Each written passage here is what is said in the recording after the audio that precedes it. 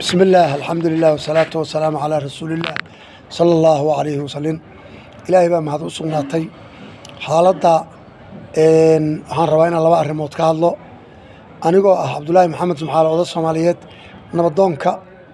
arintaas aan ka hadlaa labada arrimood waxa weeye arinta Soomaaliya iyo Somaliland ba inaan wax ka taabtaan rabaa arinta Somaliland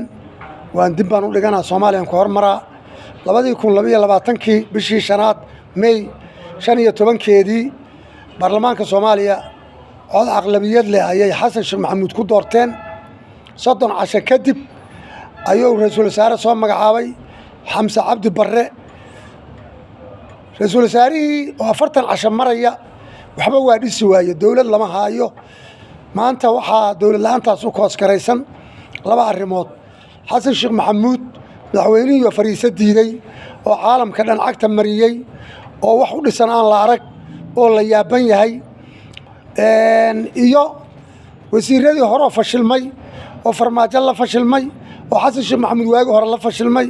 oo taagan oo ayagu safkii soo buuxiyo haddana raba inay wixii haddana ayagu wasiir noqdaan horena ay laba mar saddex mar ka badan u soo fashilmeen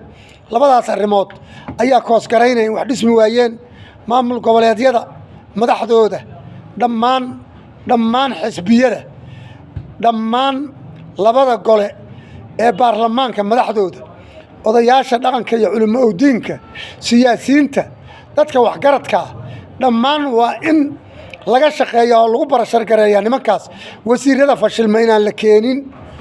oo la badbaadiyo Soomaaliya new face wasiiro cusub oo 40 sano khibrad leh waa in la soo daayaa oo wasaaradaha la geeyaa waa in laga hor wareegaa